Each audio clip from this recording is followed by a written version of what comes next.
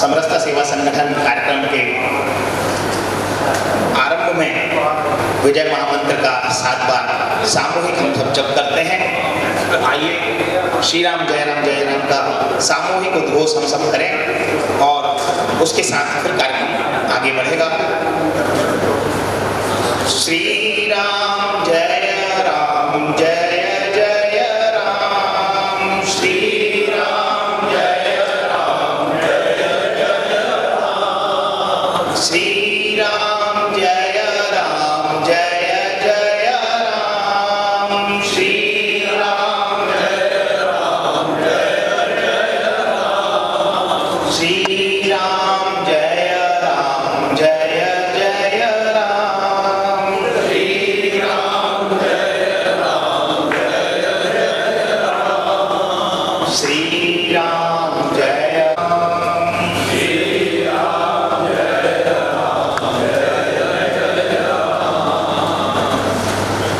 भारत माता की, भारत माता की, वंदे वंदे।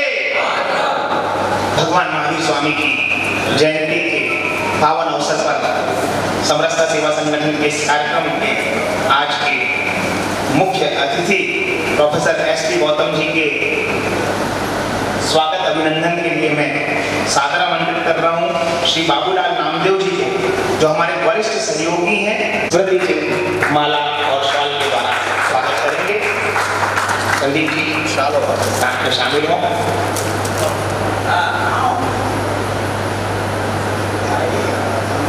विनीत तिवारी जी यहाँ पे सर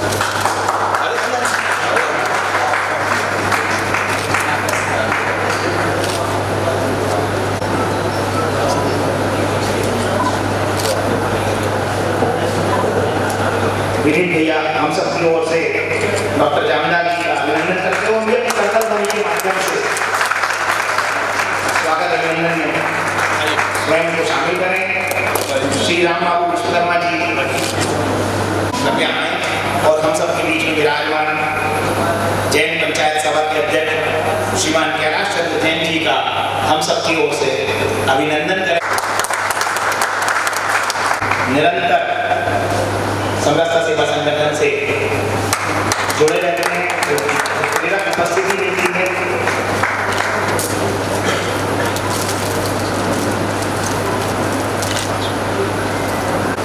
निरंतर अपने उद्देश्य की पूर्ति के लिए कार्य करता है। एक महान संकल्प है। राजेश जी से आग्रह है कृपया आए और समरसता सेवा संगठन के सचिव भाई उज्जवल कचौरी जी का पुष्पगुच्छ भेंट कर हम सबकी ओर से अभिनंदन करें।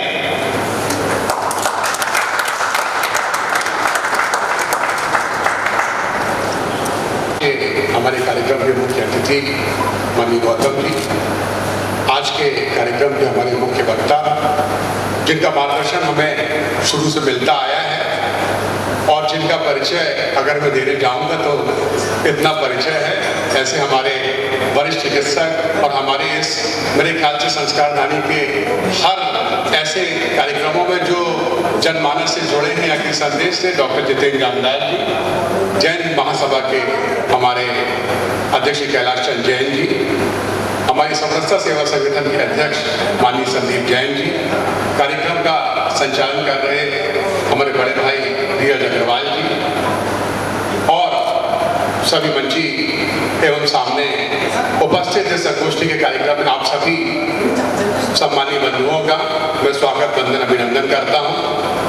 जैसा कि आप सबको विदित है कि 13 अप्रैल 2023 को जब हमने पहले कार्यक्रम के रूप में गोल बाजार से अपने समरसता सेवा संगठन के कार्यक्रमों की शुरुआत की और हमारे अध्यक्ष संदीप जैन जी के द्वारा उस कथन वाक्य की आधारशिला रखी गई कि सब सबको जाने और सब सबको माने।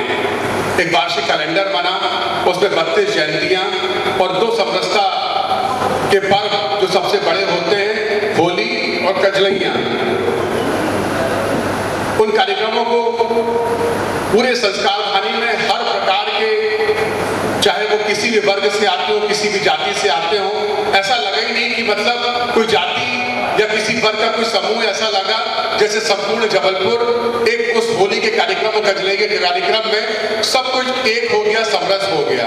वो समरस भारत और समर्थ भारत की कल्पना को लेते हुए जब समरसता सेवा संगठन आगे बढ़ा और आज उसी तारतम्य में भगवान महावीर स्वामी जी की जयंती के शुभ पावन अवसर पर जो हमारी उस वार्षिक कैलेंडर की 31वीं जयंती है, आज इसके बाद माँ उमिया देवी कार्यक्रम जो हमारी माँ उमिया देवी की जयंती के उपलक्ष्य में जो हमारा संगोष्ठी का कार्यक्रम होना है वो हमारे वार्षिक कैलेंडर का आखिरी कार्यक्रम होगा। उसके बाद हम एक नए कैलेंडर की शुरुआत करेंगे।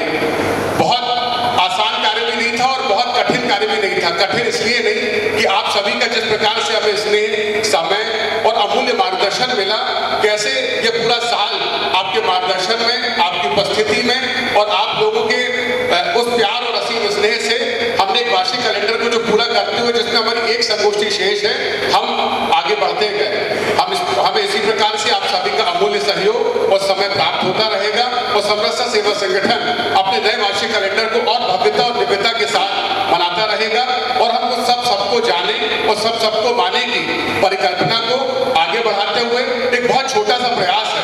समरसता एक बहुत छोटा सा शब्द है, लेकिन उसको उस शब्द में इतनी जटिलताएं हैं जो हमें एक वर्ष में देखने मिली और यहाँ पे आप सभी महानुभाव हैं जो जटिलता को इतने वर्षों से देख रहे होंगे। तो मैं एक बार पुनः आप सभी का इस संगोष्ठी में स्वागत बंदन अभिनंदन करता हूँ। धन्यवाद। जिसका मुकुट हिमालय जग जगमगा रहा है, जिसका मुकुट हिमालय जग जगमगा रहा है, सागर जिसे रतन की अंजुलि चढ़ा रहा है। वो जन्मभूमि भारत, वो कर्मभूमि भारत, हे वंदनीय भारत, अभिनंदनीय भारत। और ऐसे भारतवर्ष के जिस मुकुट को जगमगाता हुआ हम कह रहे हैं, उसी मुकुट में एक महामणि है भगवान महावीर स्वामी के रूप में, जो उस मुकुट के प्रकाश को, उस मुकुट की शोभा को और अधिक बढ़ा रही है। ऐसे भगवान महावीर के जन्म जयंती के अवसर पर आयोजित है कार्यक्रम और इस कार्यक्रम में समरसता सेवा संगठन की ओर से विचार रखने के लिए मैं आमंत्रित करता हूँ शिवरतन पटेल जी, पप्पू भैया को कृपया आएं। और जैसी हमारी परंपरा है कि एक वक्ता संगठन की ओर से भी अपने अवसर पर विचार रखता है, कृपया आएं शिवरतन पटेल जी और हम सबको अपने विचारों से भगवान महावीर जयंती के अवसर पर अवगत कराएं।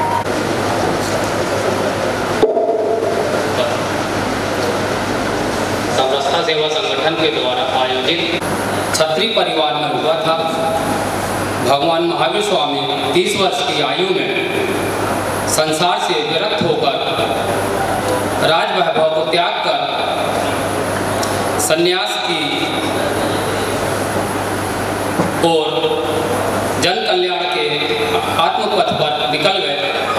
12 वर्षों की कठिन तपस्या के बाद उन्हें ज्ञान प्राप्त हुआ।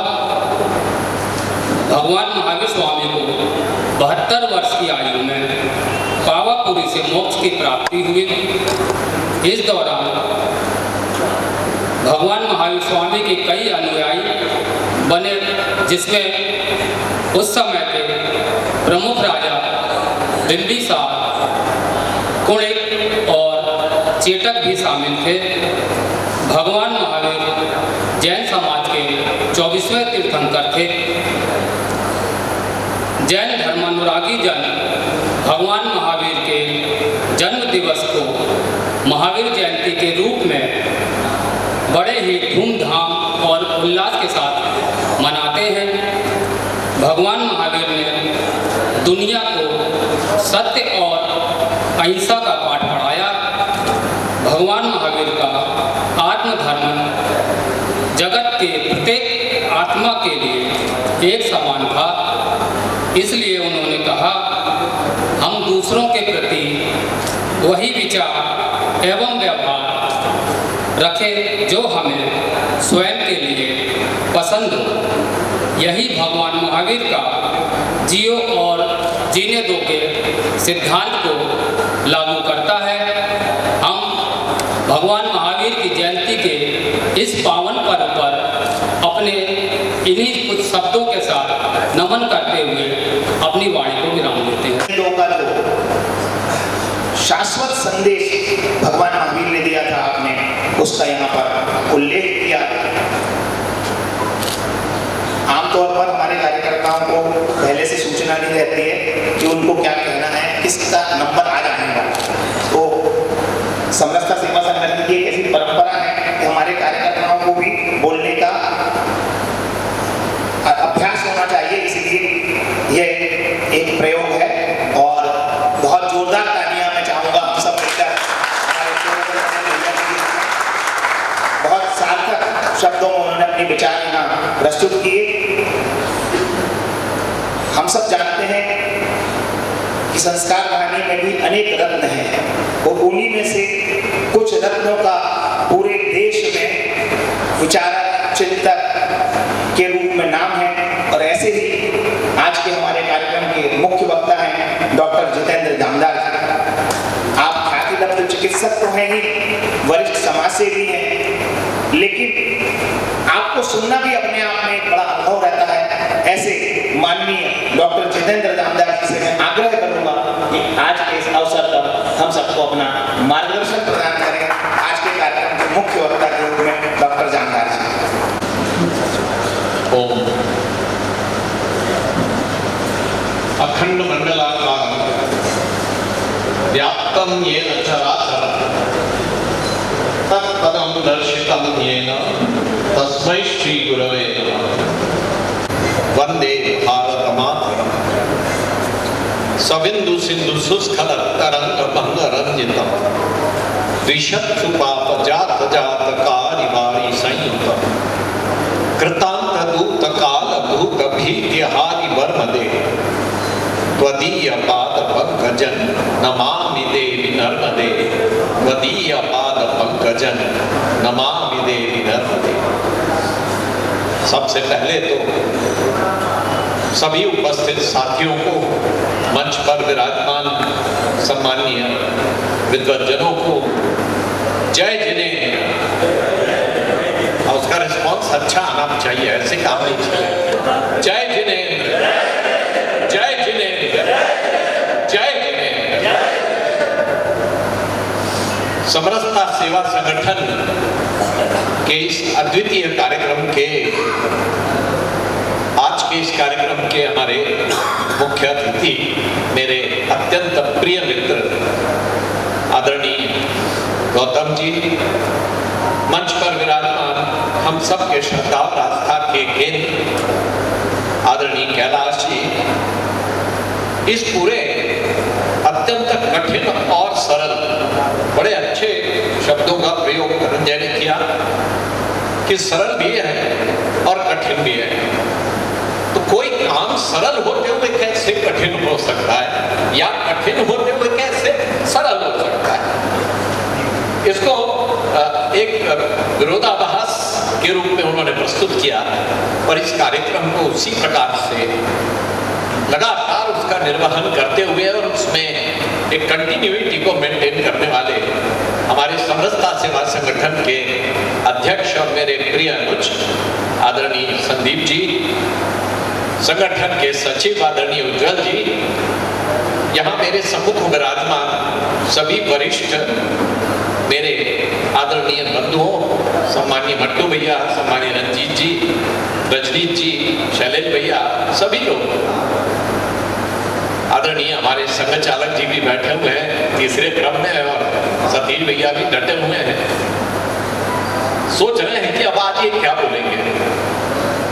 कई बार आपने सुना हुआ है अहिंसा सम्मेलन में, परंतु ये मंच अलग है और इस मंच की एक अलग मर्यादा है। पाठक ये भी सोच रहे हैं कि भाई क्या बात है, हमारी चर्चा नहीं हो रही। ये मंच अलग है।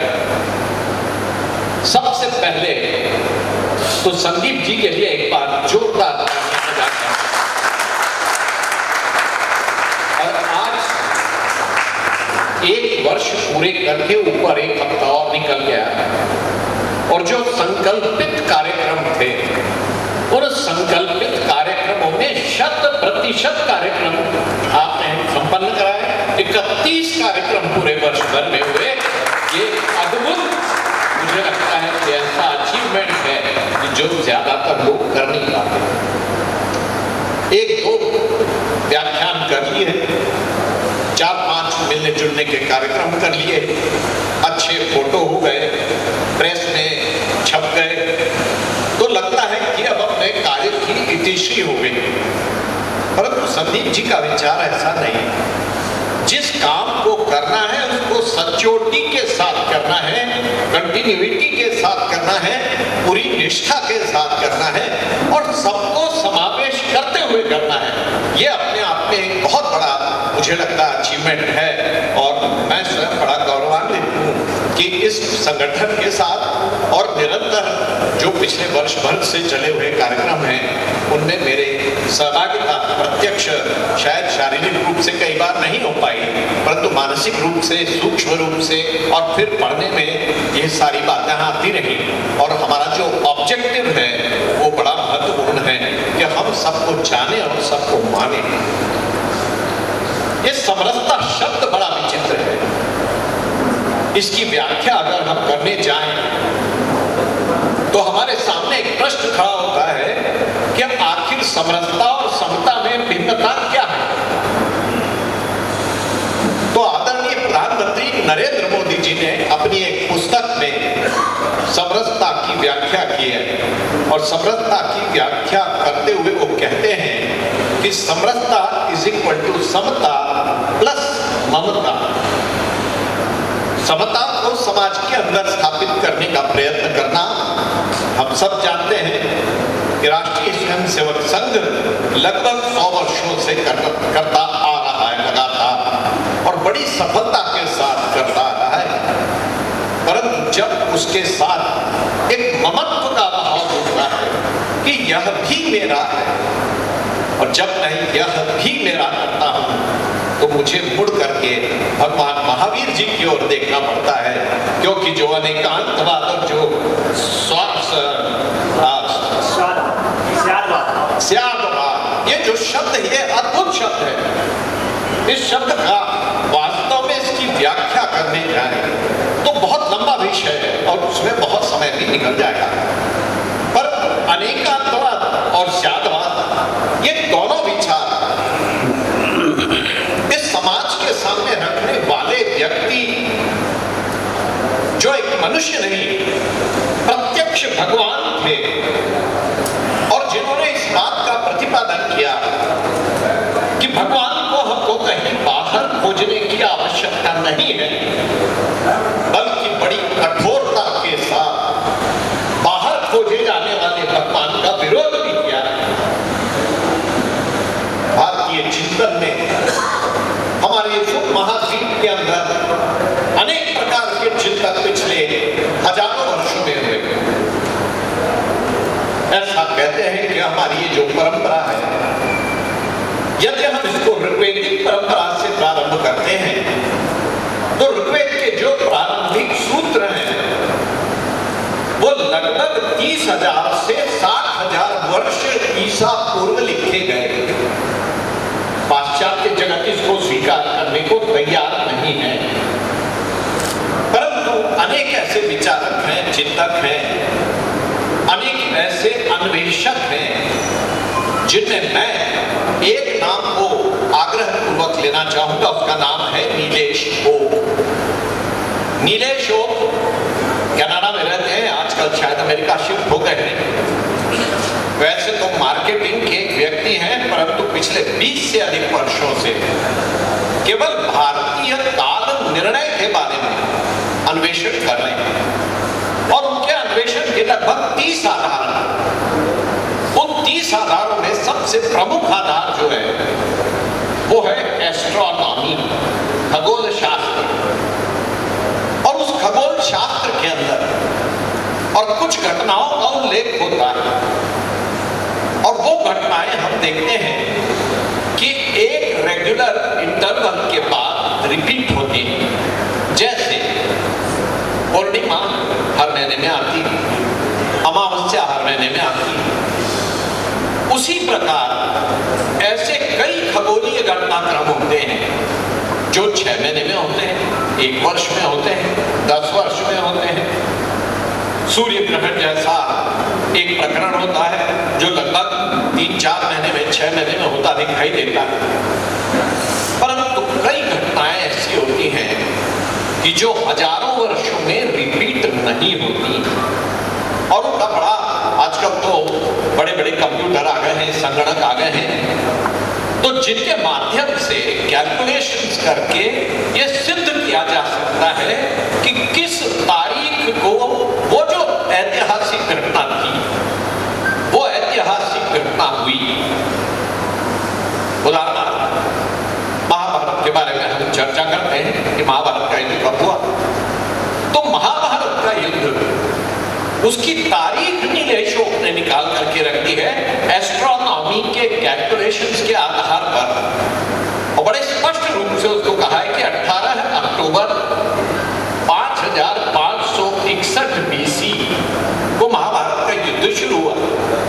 भगवान कृष्ण का जन्म तो 18 जून 5533 को उनका जन्म हुआ था ईस्वी पूर्व। तो इस प्रकार की घटनाक्रम है, और ये आज संभव है क्योंकि आज हमारे पास वो सारे कंप्यूटर्स हैं जो पूरे ब्रह्मांड के अंदर तारा मंडलों को अलग अलग प्रकार से कंप्यूट करके हमको लाखों वर्षों पूर्व तक की घटनाओं को स्पष्ट रूप से परिभाषित कर सकते हैं। पर भारत के अंदर इस विधा को छोड़कर अगर कोई और विधा है जिसने भारत के इतिहास को प्रामाणिकता प्रदान की, तो उसके लिए जो जिम्मेदार है उसका जो क्रेडिट जिनको मिलना चाहिए वो भगवान महावीर है। ये मैं बड़े आदर के साथ, उनका आग्रह हुआ करता था। देखिए, उनके जीवन के बारे में हम सबको मालूम कि कब हुए, ईस्वी पूर्व 599, और कब उनका महानिर्वाण हुआ 72 वर्ष की आयु में, और कितने वर्ष की आयु में, 30 वर्ष की आयु में उनको अचानक वैराग्य उनके हृदय में हुआ। फिर उसके बाद कठोर तपस्या करके शरीर को सुखाया। सबको मालूम है ये सारी बात, परंतु केवल व्यक्ति के जीवन को देखने के बाद उस व्यक्ति के बारे में आदर तो निर्माण हो सकता है, परंतु वो अनुकरणीय तब होता है जब वो कुछ ऐसे सूत्र आने वाले जीवन भर के लिए लोगों को दे करके जाता है कि अनेक पीढ़ियां सहस्त्राब्दियों तक उन सूत्रों के आधार पर अपने जीवन की रचना करें और अपने समाज को संपन्न करने का कार्य करें। और इससे मैं मानता हूं कि भारत का जो ज्ञात इतिहास है, उस ज्ञात इतिहास का अगर कहीं भी पूरा रिकॉर्डेड वर्जन अवेलेबल होता है तो वो जैन ग्रंथों के अंदर प्राप्त होता है, और इसी ग्रंथ से प्राप्त होता है। एक दूसरी बहुत महत्वपूर्ण बात का प्रतिपादन हुआ भगवान महावीर जी के द्वारा कि सारी बातें संस्कृत से हटकर और प्राकृत भाषा के अंदर उन्होंने प्रस्तुत की। भाई, समाज के अंदर संस्कृत को जानने वाले, संस्कृत में शास्त्रार्थ करने वाले हमारे भाष्यकार आदि शंकराचार्य जी, जिन्होंने संस्कृत छोड़कर किसी भाषा को स्पर्श नहीं किया, और हर प्रस्थानत्रयी नाम के ग्रंथ होते हैं, उनका जो उन्होंने वर्णन लिखा उसके ऊपर जो टीका लिखी वो टीका भी संस्कृत में है, और आज भी बड़े से बड़े संस्कृत विद्वान पंडित उस टीका को पढ़ करके आपस में चर्चा और बहस कर रहे हैं कि इसका अर्थ ये होगा कि ये होगा। और ऐसे समय में जो ये कालखंड लगभग उसी के आसपास का आता है, आदि शंकर लगभग 300 वर्ष के बाद हुए। अब उसमें थोड़ी विवाद है, इसके उस विवाद में हम जाएंगे नहीं, परंतु भगवान महावीर ने जो एक स्पष्टता अपने शिष्यों के अंदर निर्माण की कि जो कुछ भी वो कहें और करें, नंबर 1 वो प्राकृत में हो, उसका आग्रह हो। और जैसा हम देखते हैं कि श्रीमद् भगवद गीता ये ऐसा अद्वितीय भारतीय ग्रंथ है, पूरे विश्व के लिए ग्रंथ है, और उस ग्रंथ को पॉपुलराइज करने वाले सबसे अधिक अगर कोई है तो संत ज्ञानेश्वर जी हैं, जिन्होंने तत्कालीन प्राकृत भाषा मराठी, और मैं बड़े साहस के साथ इस बात को कह रहा हूं कि मराठी भी एक प्राकृत भाषा है, और उस प्राकृत भाषा के अंदर श्रीमद् भगवद गीता के 700 श्लोकों का 9000 ओवियों के अंदर उसका विस्तार करके अनुवाद करते हुए और विश्व को एक अलग प्रकार का ग्रंथ दिया। पर जब हम जैनागम को देखते हैं अथवा अनेक प्रकार के उन ग्रंथों को देखते हैं जो भगवान महावीर से लेकर के हम सबके अत्यंत प्रिय, हम सबके हृदय के अत्यंत निकट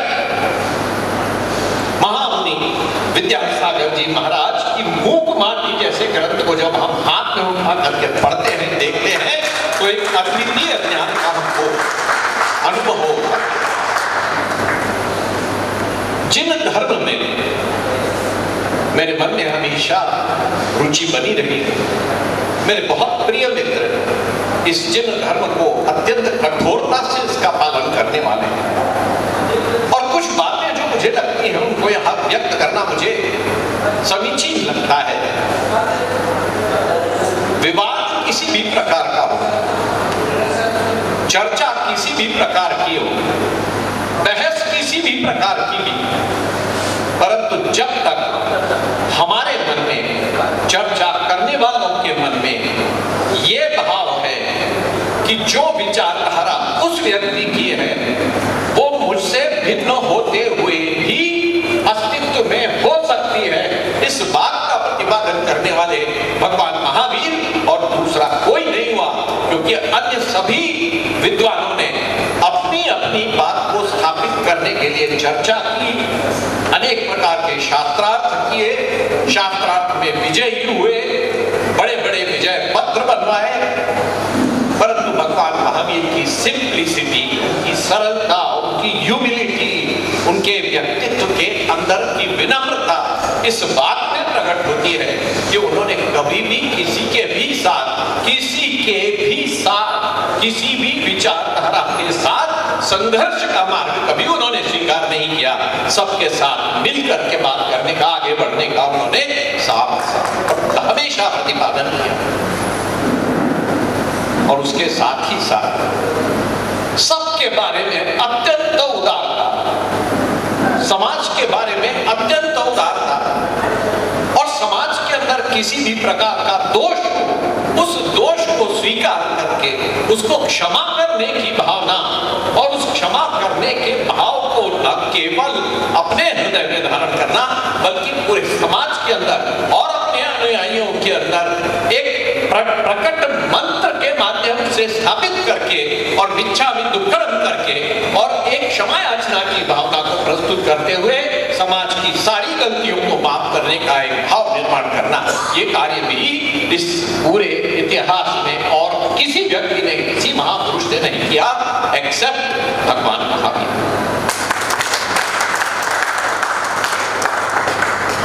पातंजलि योग प्रदीप जब हम पढ़ते हैं और पातंजलि योग सूत्रों को जब हम पढ़ते हैं तो उसके अंदर वर्णन आता है यम, नियम, आसन, प्राणायाम, प्रत्याहार, धारणा, ध्यान और समाधि।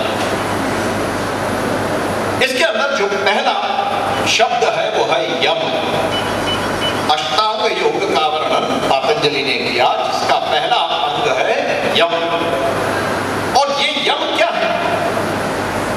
ये यम ही वे व्रत हैं जो भगवान महावीर ने प्रतिपादित किए हैं, और इसमें हमको दोनों का मिलान का स्वरूप, और हम देखते हैं कि कहां जाकर के ये पूरे जो सनातन धर्म, देखिए सनातन का शब्द बड़ा स्पष्ट है, जो अनादि अनंत है वो सनातन, उसमें कहीं भी कोई इस प्रकार का भाव नहीं आता कि ये हिंदू धर्म है अथवा जैन धर्म है अथवा बौद्ध धर्म है अथवा और कोई धर्म है, बिल्कुल नहीं।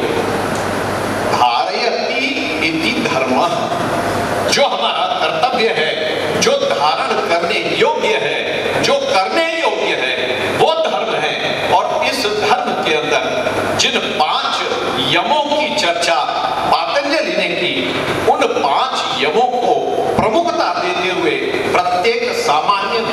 के जीवन में अपने अनुयायियों के बीच में उसको स्थापित करने का अत्यंत कठोर आग्रह करते हुए भगवान महावीर ने कहा कि सत्य, अहिंसा, ब्रह्मचर्य, अस्तेय यानी अचौर्य और अपरिग्रह, इन 5 बातों को प्रत्येक व्यक्ति अगर अपने जीवन में धारण करे तो विश्व के अंदर समस्त संघर्ष समाप्त हो जाएंगे।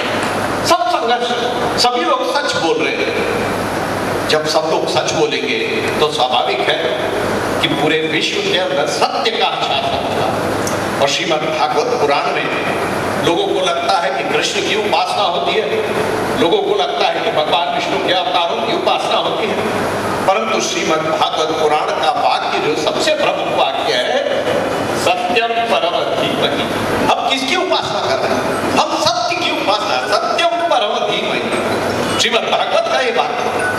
और इसलिए जब भगवान महावीर ने इस सत्य को अपने सबसे पहले तत्व के रूप में स्वीकार किया तो समाज को एक बहुत स्पष्ट संदेश और संकेत दिया। देखिए, आज का समाज, हम आज 21वीं शताब्दी में है और आज से 2500 वर्ष पूर्व का समाज।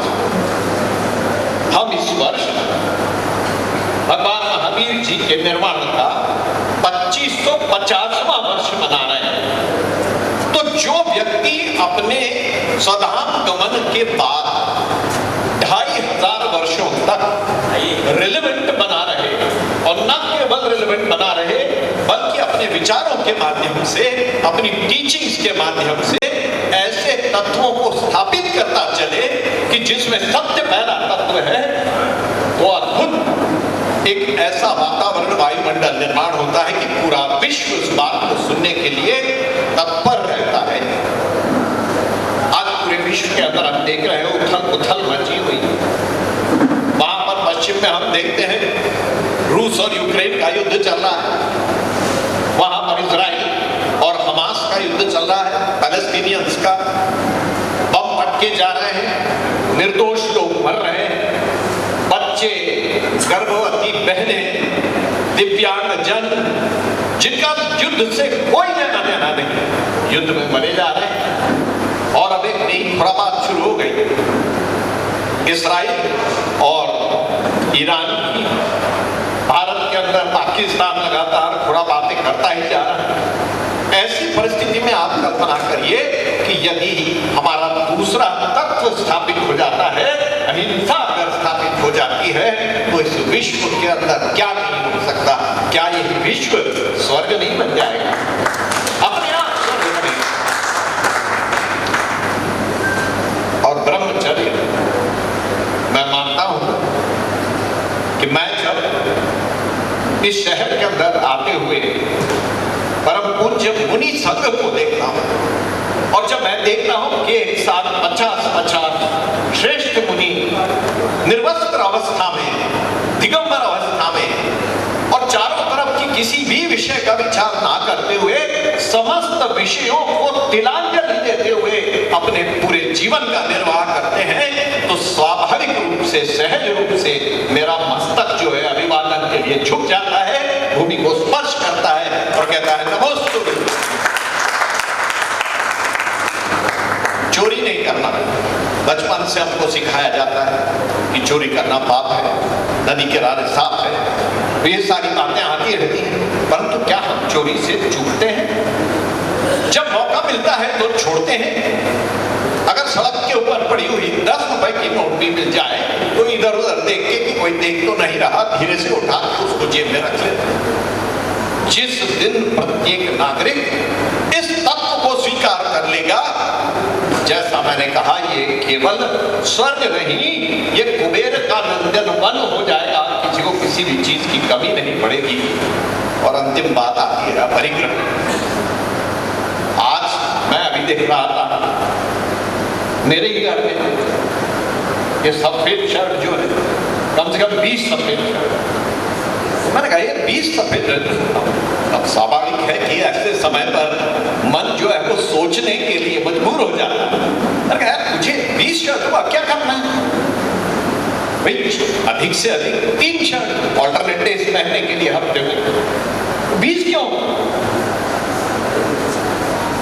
उसके साथ ही साथ संतोष ये है कि टाइम टू टाइम हमारे जो शरण है वो रिटायर होते जाते हैं और हमारे जो साथ जुड़े हुए स्टाफ मेंबर्स हैं वो बड़ी सहर्ष आनंद के साथ उसको स्वीकार करते हैं, अपने हिसाब से ऑर्डर करके उसको पहनते हैं।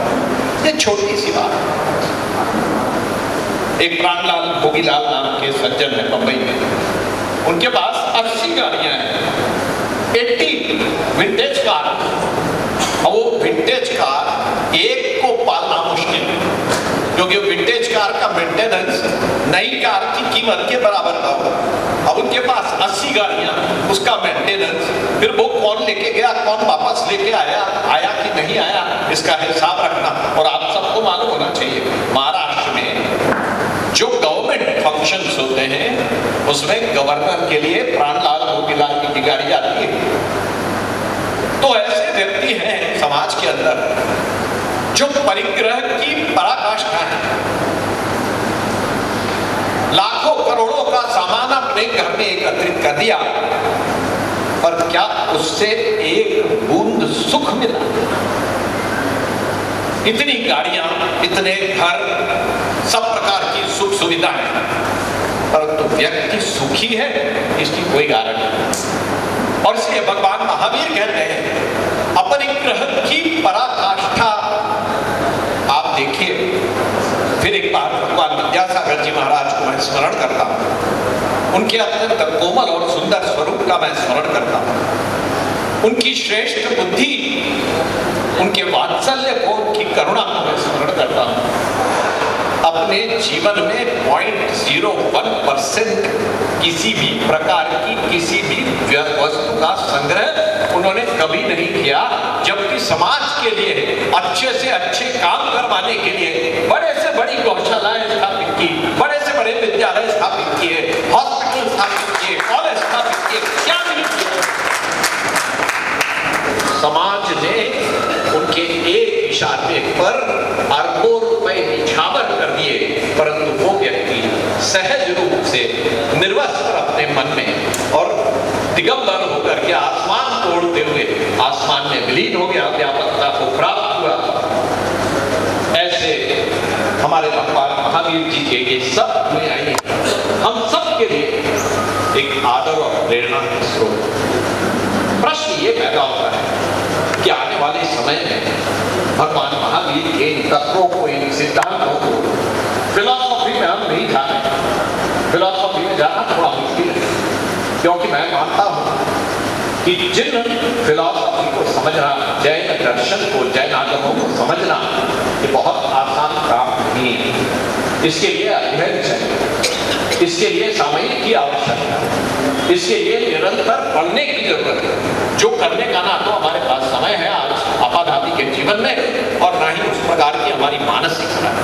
पर मैं मानता हूं कि अगर इन सरल तत्वों को हम अपने अंतःकरण में स्वीकार करें, इस विश्व के अंदर भगवान महावीर के बहुत सरल से सरल तत्वों को अपने मार्गदर्शक नियमों के रूप में अपने जीवन में हम स्थान दें, तो वो भगवान महावीर के लिए किए हुए सच्चे नमोस्तु प्रणाम होंगे। और न केवल अपनी भावांजलि, अपनी आदरांजलि, अपनी पुष्पांजलि, बल्कि अपनी हृदयांजलि हम उनके सामने प्रस्तुत करने में समर्थ रहेंगे, ये मेरा विश्वास है। अंत में एक बात को कहकर मैं अपनी बात को समाप्त करूंगा। समरसता सेवा संगठन ये समाज के अंदर जितने घटक हैं, जिस प्रकार के घटक हैं, क्योंकि ये समाज एक गुलदस्ता है और ये एक अद्भुत गुलदस्ता है। हम कल्पना करें कि अगर सारी दुनिया में केवल गुलाब के फूल खिलेंगे तो ये दुनिया कितनी बोरिंग हो जाएगी, जबकि कहीं गुलाब के, कहीं चंपा के, कहीं चमेली के, कहीं कमल के फूल, ये अलग अलग प्रकार के फूलों का गुलदस्ता एक समाज है। और स्वाभाविक रूप से हम सब परमेश्वर की इस रचना के प्रतिनिधि हैं।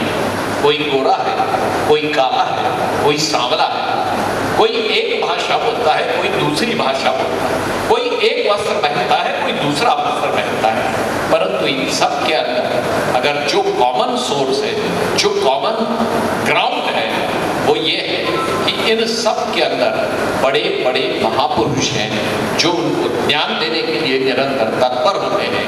और हमारा समरसता सेवा संगठन इन सारे महापुरुषों को उनके जीवन के प्रसंगों को उनके प्रमुख कार्यक्रमों के माध्यम से उनकी जयंती के समय, उनके निर्वाण दिवस के समय, उनके अन्य कार्यक्रमों को लेकर के और जो उनको स्मरण करता है और समाज के अंदर सारे लोग एकत्रित बैठ करके इन सारे महापुरुषों का चिंतन करते हुए, मनन करते हुए, निधिध्यासन करते हुए अपने जीवन में इन महापुरुषों को उतारने का प्रयत्न करते हैं।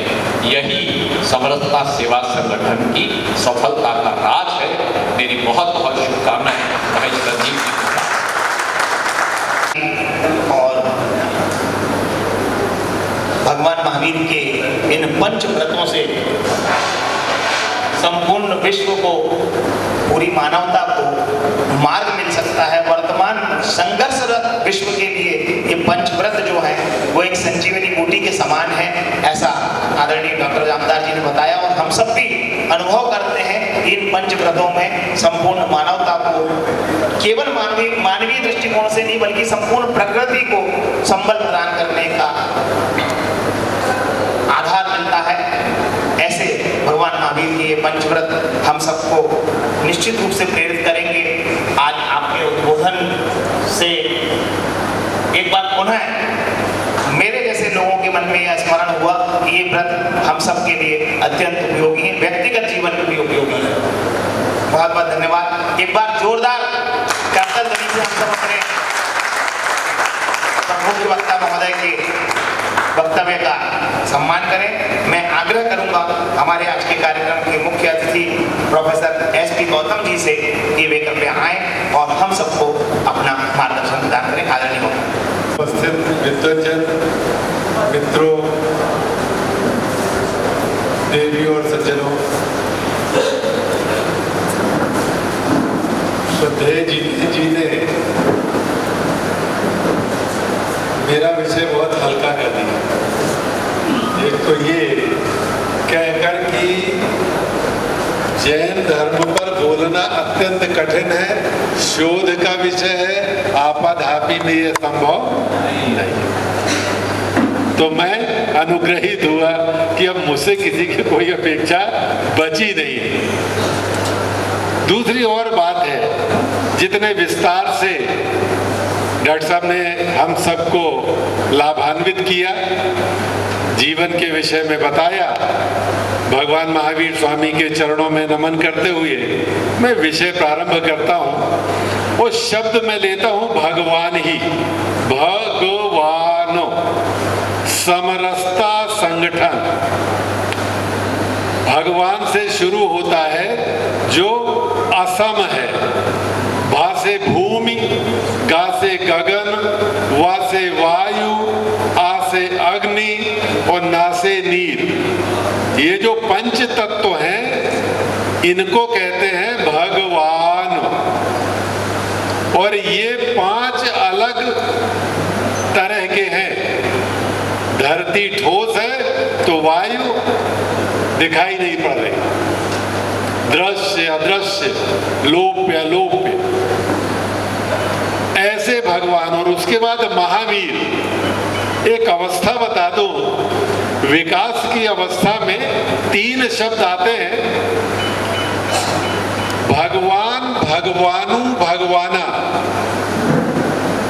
भगवान आपने सुना 5 तत्व हैं, उसका बड़ी ऊ की मात्रा आती है, मैं चौपाइयां बता दूंगा मानस की। और बड़ी ऊ की मात्रा है ऊर्जा। इन पंच तत्वों की विशेषता है कि इन सब में ऊर्जा है और केवल यही विश्व के ऊर्जा स्रोत है, इसके अलावा छठ में कोई ऊर्जा स्रोत। पंक्ति है, कृपा सिंधु भगवान। जो भी भगवान है, ये पंच तत्व हैं, ये सब कृपा के सागर हैं। और हम तो उस छोटी सी बूंद के समान है विश्व में। और हमारे ऊपर कितनी कृपा बरस रही है, समुद्र पूरा हमारे ऊपर लगातार उड़ेगा जा रहा है। जो श्वास के माध्यम से हम प्राणवायु लेते हैं, यह भगवान का लगातार आपको जीवन देने का विषय है।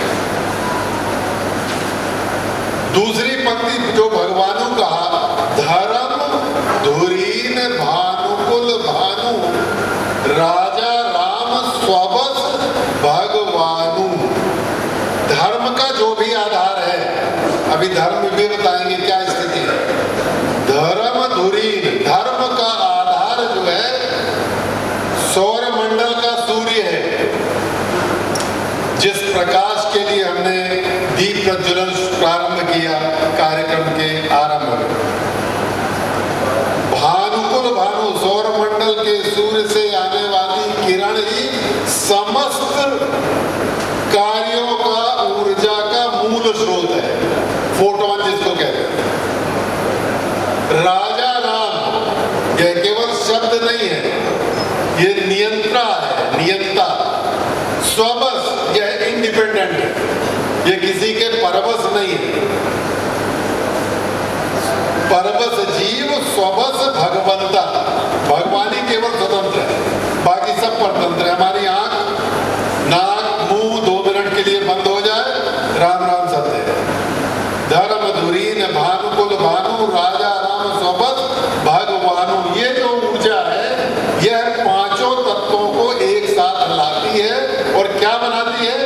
व्यापक विश्व रूप भगवाना। जितने भी विश्व के स्वरूप दिखाई दे रहे हैं, अणुव्रत में आऊंगा, भगवान महावीर जी ने अणुव्रत की स्थापना की। अणु जितने बन रहे हैं, व्यापक विश्व रूप भगवाना, उस प्रकाश पुंज से जो सौर मंडल के सूर्य से आ रहा है, उससे परमाणु और अणु बनते हैं, जिसका हमें व्रत लेना है, भगवान महावीर जी ने जो बताया। और उसके बाद ते ही धरि देह सकल कृत नाना, देह कृत नाना, ते ही धर देह चरित कृत नाना। उसी के कारण, इस भानु के कारण जो बड़ी की मात्रा है और पंच तत्व है, तो चींटी से लेके हाथी तक और काई से लेके बड़े पौधे तक, ये सब उसी प्रकाश के पुंज से बने हुए हैं और ये अणुव्रत है। अब बहुत सुंदर विषय डॉक्टर साहब ने रखा था कि भगवान महावीर ने कहा बाहर के देवता को नहीं पूजना है, बाहर के देवता का पूजना मना है। ये सब चंदन लगाया गया है आपको, भीतर जो ब्रह्म है उसके लिए चंदन है, ये मेरे शरीर के लिए नहीं है। इसीलिए कहते हैं कि पूजा के समय चंदन लगाएं कि जो लगातार ईश्वर आपके साथ है। ईश्वर स्वर, जिसका स्वर है वो ईश्वर है। नहीं तो सबको कहता रहेगा, आवाज नहीं निकलेगी। भगवान, अब 2 पंक्तियां और हैं जिससे अणुव्रत की तरफ जाएंगे, उसके बाद गीता की कुछ बात करेंगे। विषय ये है कि हम कहां से चले और कहां समाप्त करें। गगन समीर अनल जल धरनी, इनकर नाथ सहज जड़ करनी। ये जो पंच तत्व हैं, जब अलग अलग दिखाई देते हैं तो आप इनको कहते हैं जड़। इनकी करनी कैसी लगती है? जड़। क्षिति जल पावक गगन समीरा, पंच रचते यदम शरीरा। वही पंच तत्व जब ऊर्जा के साथ समन्वित होते हैं तो शरीर बनाते हैं। अब स्थिति यहाँ से सम और विषम व्रत समरसता का मार्ग हमें देखना है। बहुत बढ़िया बात की कि कठिन भी है और सरल भी है। तो क्या आप अपने को सम मानते हैं? यह पहला प्रश्न है। इस संसार में सबको जाने, सबको माने और खुद को न जाने। तो पहले खुद को जाने कि इतने विषम रूपों में मैं एक हूं। आप अपने को मैं, ऐसा अहंकार मैं। इस मैं में ही 3 चीजें हैं, जीव, शरीर और आत्मा। मां शब्द एक वचन है, मैं नहीं। ये व्याकरणाचार्य मैं को एक वचन कहेंगे, लेकिन जब मैं है उसमें 3 है, आत्मा, शरीर और जीव। अब इन 3 को सम मान रहे हैं या विषम मान रहे हैं, विषमों को सम मानना है। तो एक बहुत बढ़िया बात है। डॉक्टर साहब ने सनातन धर्म की बात की, ताणु अणुरः अचलः सनातना, जो आत्मा पर आधारित धर्म है, जो अचल है, आत्मा पर आधारित, देह पर नहीं, देही पर आधारित, वह धर्म सनातन है। जो देही पर आधारित है वासांस जीर्णानि यथा ज्ञायते। अब यह जो शरीर है, रक्त को देखें, यदि रक्त का RH फैक्टर निकाल दिया जाए, आप कहते हैं उसका O है, AB है, B है, प्लस है, माइनस है, ये नेगेटिव पॉजिटिव निकल जाए RH, तो सबका रक्त एक जैसा है। विश्वास होगा कि सब एक जैसे हैं। केवल RH फैक्टर या दृष्टि इसको कहते हैं, वो रिसेप्टर, यह आंखें ही भेद दृष्टि करती है, स्त्री पुरुष मैं तुम, अन्यथा सब मैं बन गए। RH फैक्टर निकाल दिए, रक्त में सबका रक्त एक जैसा है। एक लाइन है, मामो माया संभव संसारा जीव चराचर विविध प्रकार। तो ये समस्त संसार का जो निर्माण हो रहा है, जितने जीव हैं, ये किससे बन रहे हैं? वह ईश्वर है, भगवान है, पंचतत्व है, जो माने। तो जब विषम जाते हैं, सारा संसार ये विषम है, लेकिन इसको जब सम की तरफ ग्रहण कर लेंगे, कठिन से सरल की तरफ, और जैसे ही लगे कि ये मेरा है, परिवार में आप कहते हैं सब मेरा परिवार है, तो बाहर वाला क्यों नहीं है? और यदि कोई बच्चा घर से गुम गया हो बचपन में और 20 साल बाद कोई दूसरे युवा को लाके कह दे ये तुम्हारा बेटा है, तो आपका ममत्व जागृत होता है। किससे? मम, सम। तो सम को जागृत करना है। अणुव्रत की बहुत बढ़िया विशेषताएं हैं। सत्य, जैसे मैंने कहा, अचल सनातना। तो सत्य क्या है? जीवन है, जीव है या आत्मा है? एक चीज सत्य है, उसको आप कहते हैं आत्मा। और आत्मा क्या है? वह ऊर्जा है। तो सत्य क्या हुआ? सत्यम परम धीमहि। ऊर्जा से ही हम सब बने हैं, यह भगवान महावीर ने बड़ा स्पष्ट किया। और तभी उन्होंने कहा कि बाहर देवता मत ढूंढो, अंदर जो देवता है उसको ढूंढो, अणु के स्तर पर ढूंढो। अणु से यौगिक में जाएंगे तो विषमता आएगी, और जैसे ही अणु में जाएंगे, अणु हमेशा सम होता है। तो सत्य सम है क्योंकि एक ही ऊर्जा है। अहिंसा, अब आप देखें इस जीवन में 3 चीजें चलती हैं, मनसा वाचा कर्मणा। तो कर्म आप किस चीज से करते हैं? जैसा सोचते हैं और जैसा मन में लाते हैं। तो सम कहाँ है? मनो ममो, मेरा मन, और मैं क्या है? सारा विश्व। क्योंकि कोई भी दूसरी ऊर्जा के बिना नहीं, जहां आग लगा दी जाएगी केवल ऊर्जा निकलेगी, उसके अलावा कुछ नहीं। राख भी अंत में ऊर्जा बन जाती है, तो राख भी नहीं बचती। और आशय ये है, अणुव्रत में सत्य देख ले ऊर्जा, अहिंसा में मनसा वाचा कर्मणा में एक जगह से स्फुरण है। विचार यदि हिंसात्मक है तब कार्य हिंसात्मक होगा और मन हिंसा की तरफ जाएगा। तो हमें केवल एक जगह देखना, कठिन से सरल की तरफ। हम समस्या की तरफ नहीं देखें, समाधान की तरफ देखें। और समाधान है कि जो ये 5 व्रत बताए गए, उन व्रतों को अंदर देखें। तो यदि हमने विचार में, वैचारिक हिंसा को भी भगवान महावीर ने बार बार रोका है, और हिंसा विचार से ही होती है। पहले विचार आता है, मन उधर जाता है और वह इंद्रियों के द्वारा कर्म में परिवर्तित होता है। तो सत्य अंदर से, अहिंसा अंदर से, अपरिग्रह। आप ये सोचें, आपके घर में बहुत अच्छा उदाहरण दिया डॉक्टर साहब ने गाड़ियों का, वस्त्रों का। आपके पास भोजन भी तो सबके घर में है, कितने बोरे हैं, आप एक साथ खा के आ जाइए।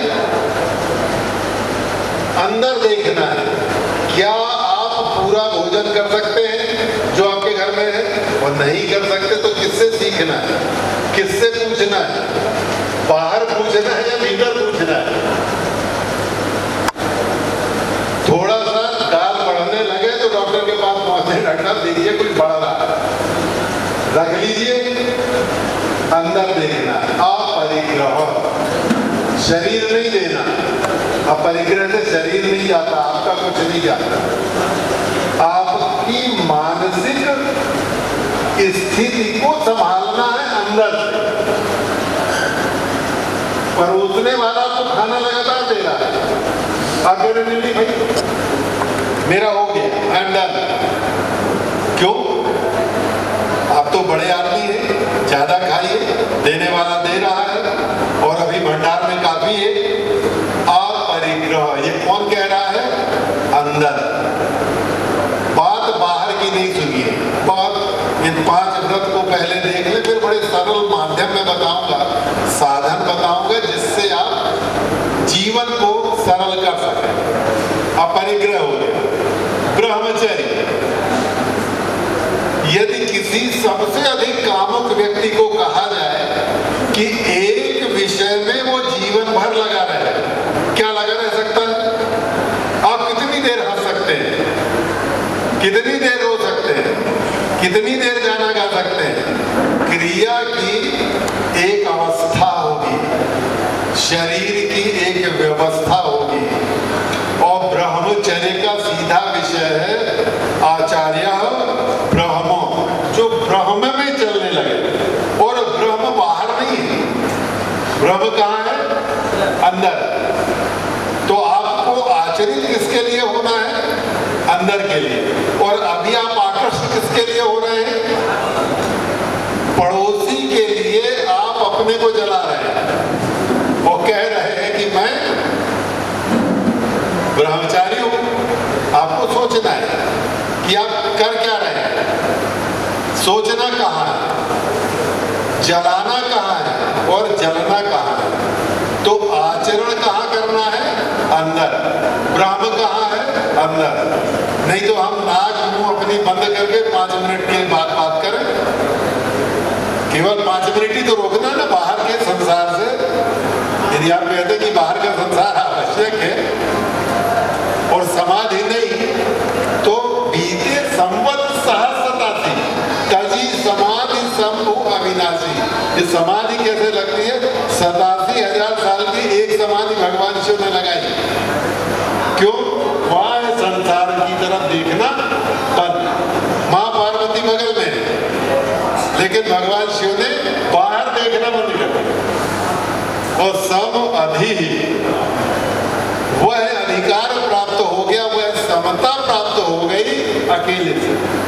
तो यदि सम और समरस होना है तो पहले भीतर देखना है कि आप देखें हमारा शरीर कितना विषम है और हम उससे व्यवहार सम का करते हैं। कांटा कहीं लग जाए, दर्द कहीं हो, फोड़ा कहीं हो, आप लगातार उसकी चेष्टा करते हैं कि ये ठीक हो जाए। विषम में समता ढूंढना, जो डॉक्टर साहब ने कहा ममता के कारण। जैसे ही ममता आती है वैसे ही समता आती है और वैसे ही अहंता आती है। मैं खुद में कुछ नहीं हूं, ऊपर वाले का ओ हम एक शब्द नहीं है। और हम, मैं वह हूं, को हम, कौन हूं, सो हम, मैं वह हूं। तो ये जो हम है आके माध्यम से व्यक्त हो रहा है, उसको सामने ले आना, सम हो जाए। और जब तक इस अहम को ममता समता अहंता में एक बार आप भीतर देख लें तो ममता भी आपके अंदर मिलेगी, समता भी मिलेगी, और ममता सबके लिए होगी, एक के लिए नहीं होगी। आप घर परिवार में, मैं एक अभ्यास की बात कर रहा हूं कि घर भी ठीक हो जाएगा, परिवार भी ठीक चलेगा। अपने पूरे परिवार के सदस्यों के प्रति आप ईश्वरीय भाव रखने लगे, उनको बताएं नहीं, लेकिन बेटे को, बेटी को, पति को, पत्नी को, पिता को, पुत्र को, सबको ईश्वर माने कि ईश्वर ने इनकी सेवा के लिए हमें भेजा, उनको नहीं बताया। और आप देखते हैं कि परिवार में श्रेष्ठता का भाव कैसे समता बढ़ती जाएगी। तो सबको जानने की जगह मैं को जान ले, मैं सबका हूं, सब मेरे हैं ये नहीं सोचे, मैं सबका हूं। भीतर से बाहर की तरफ बदलाव जब आएगा तो सबको जानेंगे और सबको मानेंगे। ये ब्रह्मचर्य, अपरिग्रह, चोर की बहुत अच्छी बात है। चोर होता कहाँ है? कभी सोचा आपने कि चोर कौन है? हाँ। मैंने किसी का सामान अपने पास रख लिया, ये सामान रखते समय चोर कौन था? हाँ। चोर था मन। इंद्रिय ने आकर्षण फैलाया, मन आकर्षित हुआ और कर्मेंद्रिय ने उसको अधिग्रहित कर लिया। तो मन कौन है? चोर कौन है? व्यक्ति नहीं है, मन है।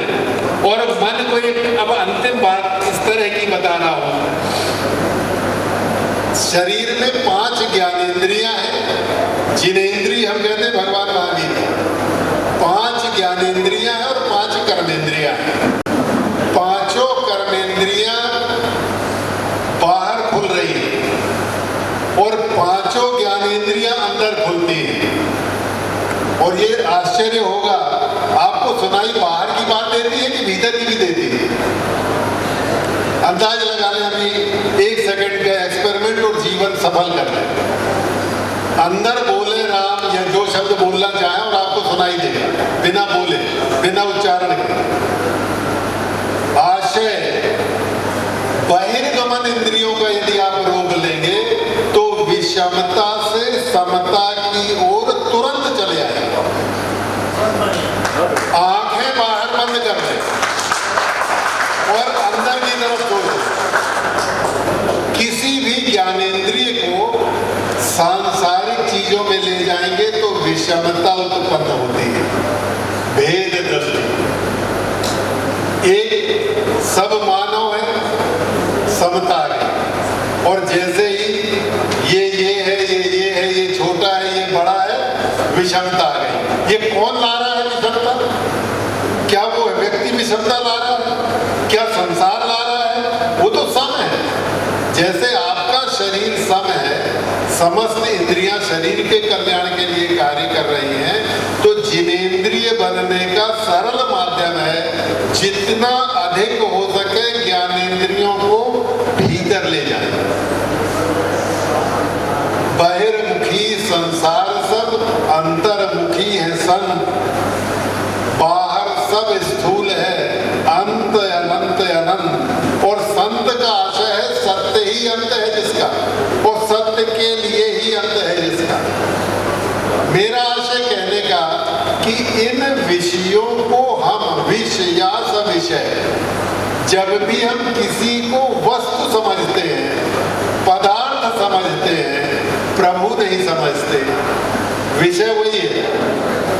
वहां दुकान में शिवलिंग रखे हुए हैं लेकिन पूजा नहीं हो रही, क्यों? वो पदार्थ समझ रहा है। और आप घर में लाते हैं तो पूजा करने लगते हैं, वही।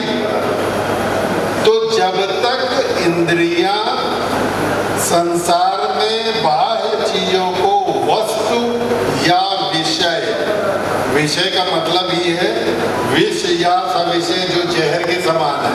वासना, विषय वासना कहते हैं, जिसका वास नहीं होना चाहिए। इन ज्ञानेंद्रियों को बाहर के चीजों में पदार्थ या वस्तु न देखकर ईश्वर तत्व देखेंगे तो शायद सब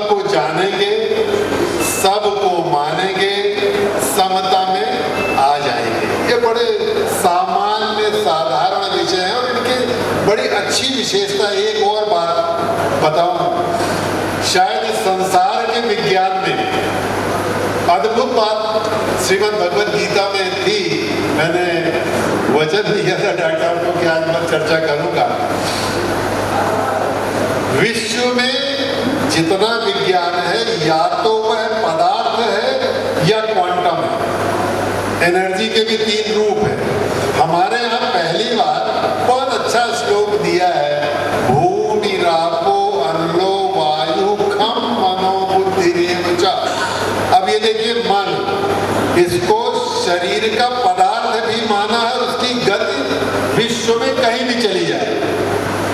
आप स्थिति देखें, मन की स्थिति, मन की गति कहाँ है। मैंने अमेरिका की बात सोची और मन अमेरिका पहुंच गया।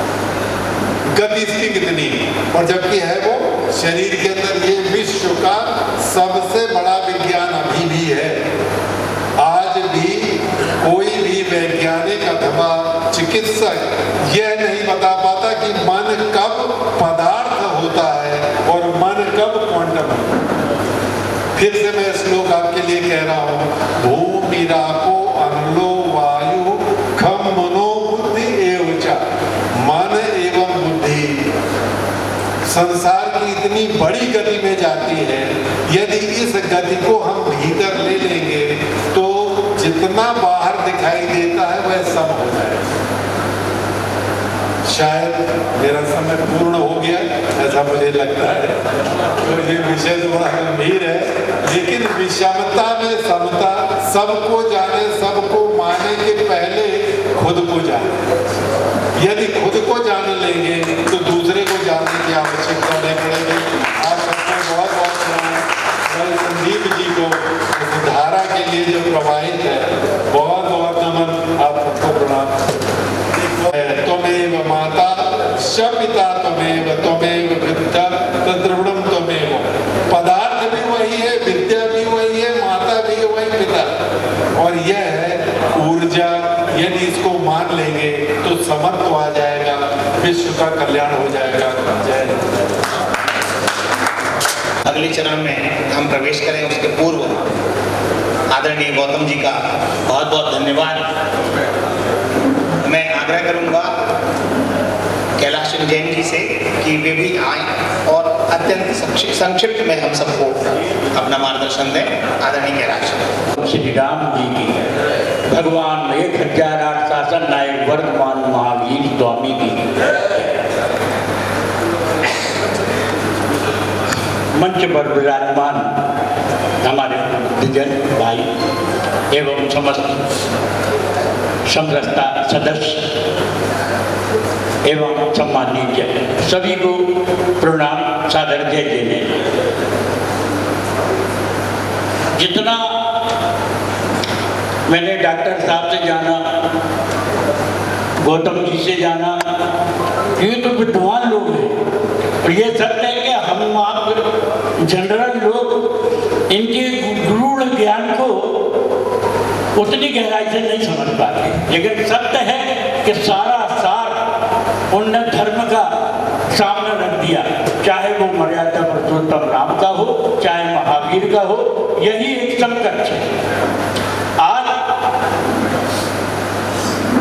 भगवान राम ने जन्म लिया इस धरती पर, महावीर ने इस धरती पर जन्म लिया, कृष्ण ने इस धरती पर। यह भारत भूमि धन्य भूमि और यहाँ सारे तीर्थंकरों ने जन्म लिया।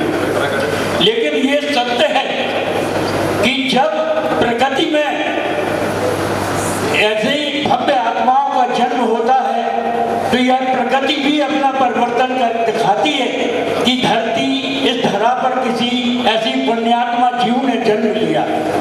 और यही 2550वां वीर निर्माण संवत में प्रभु का जन्म हुआ और 26वां 23वां आज हम जो पर्व जन्म महोत्सव मनाने जा रहे हैं वो मना रहे हैं। यही है आज सत्य और अहिंसा, यह समस्त मानव जीवन का एक मूल मंत्र है। दया धर्म ही सबसे बड़ा मंत्र है। मैं तो ऐसे इस समरसता कार्यक्रम जो भी दोस्त भाई वो जिनने भी यह बीज बोया है, और उस बीज को बोने में ऐसे डॉक्टर साहब वगैरह और गौतम जी जैसे विद्वानों का संरक्षण मिलने पर, गुरु संतों महंतों का शुभ आशीष मिलना, ये एक खाद के समान हुआ है। और यह बीज ऐसा वन वृक्ष बनने वाला है धीरे धीरे कि ये हम आप सब एहसास करेंगे कि वाकई में सब रास्ता जो एक है वह मानवता को एक दूसरे को हृदय से हृदय लगाकर जीने का मार्ग है, और यही मार्ग ही सच्चा मार्ग है, और यही अपना आगे बढ़ सकते हैं और सुख शांति और समृद्धि इस भारतवर्ष में ला सकते हैं। अब सभी को सादर जय जय, समय न लेते हम सब यहाँ से सामूहिक रूप से कर चुके हैं। मैं आग्रह करता हूँ श्री सनत जैन जी से कृपया पधारें। मंचासीन अतिथिगणों से निवेदन है कि हमारे जो समाज सेवी आगे थे, श्रीमान शैलेश जैन जी आदिनाथ,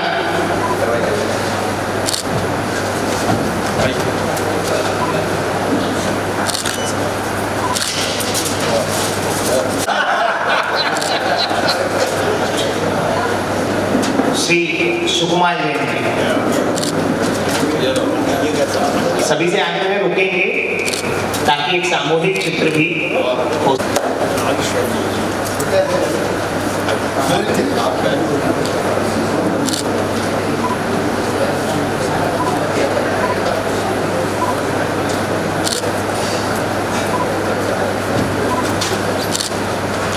श्रीमान सुरेंद्र जैन जी पहला,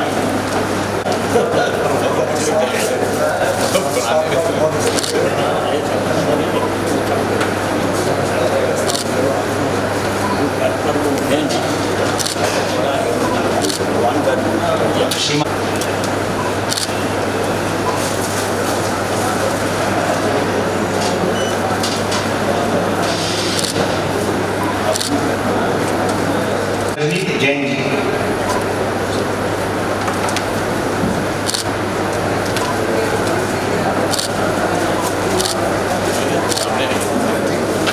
श्रीमान पंकज, करतल ध्वनि से हम सब भी हमारे बंधुओं के सम्मान में शामिल हो। हम जानते हैं कि आज 14 की तिथि है और स्वाभाविक रूप से सूर्यास्त की ओर हम बढ़ रहे हैं।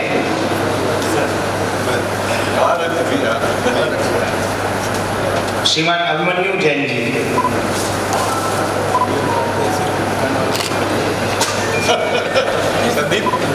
संदीप क्या बोल रहे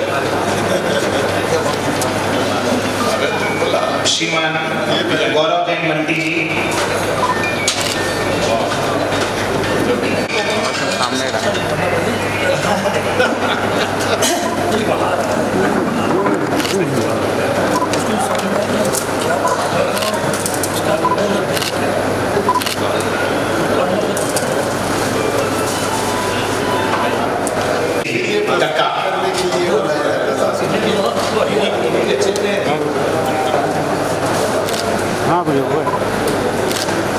श्रीमान आनंद जैन जी मट्टू भैया,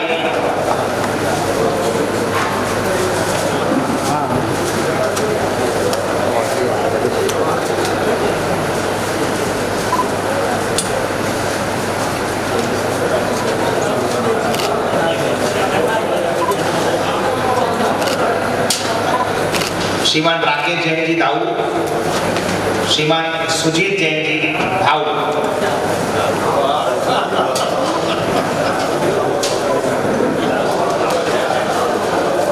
श्रीमान सतीश जैन जी वर्धमान,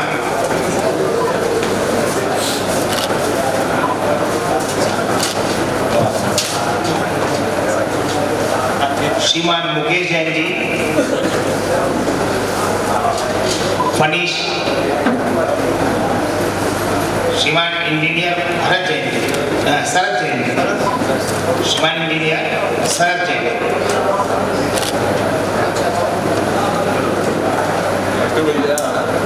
श्रीमती प्रभा जैन जी,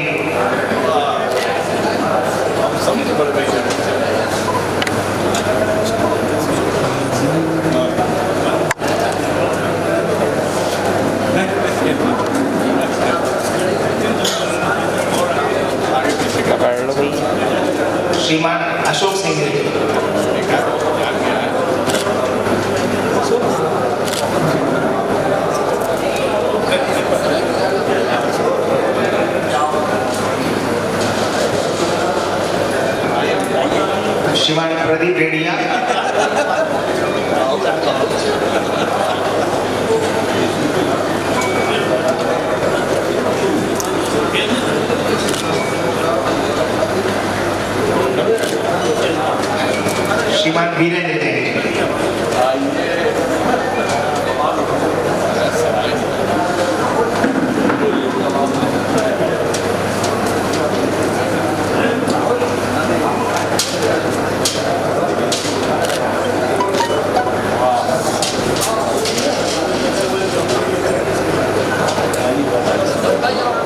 अभी सवाल नहीं है क्या?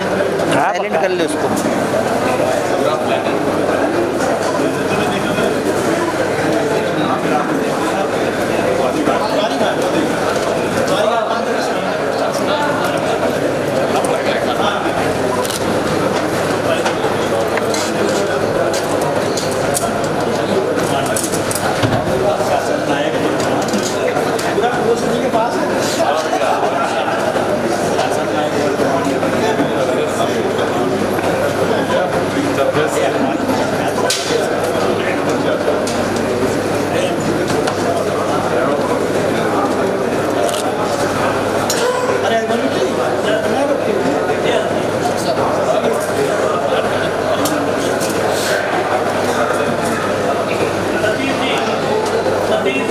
सभी महानुभावों का अभिनंदन यहाँ से संपन्न हो रहा है। मैं चाहूँगा कि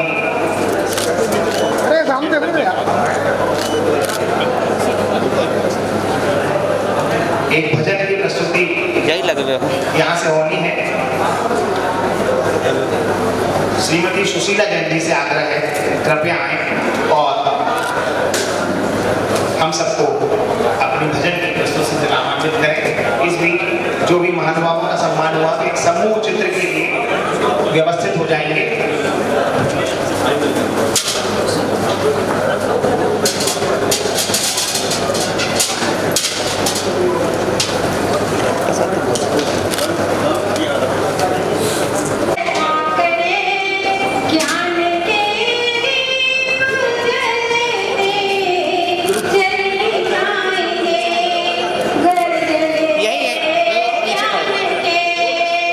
नीचे ऊपर दोनों जगह खड़े हो।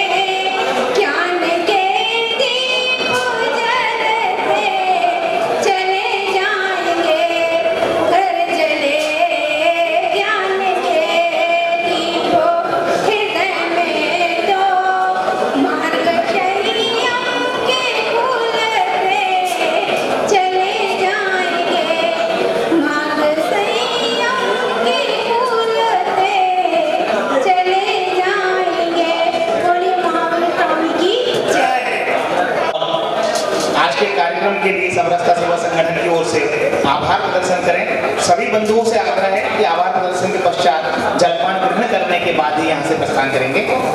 अरुण संगठन के उद्देश्य यात्रा सबको जाने सबको माने में आज महावीर जयंती के अवसर पर आयोजित इस महावीर जयंती के आयोजन में आप सभी ने पधार कर इस आयोजन को गरिमा प्रदान की। हम संगठन की ओर से आपका हृदय से आभार व्यक्त करते हैं, कृतज्ञता ज्ञापित करते हैं और निवेदन करते हैं कि जलपान अवश्य ग्रहण करें, फिर प्रस्थान करें।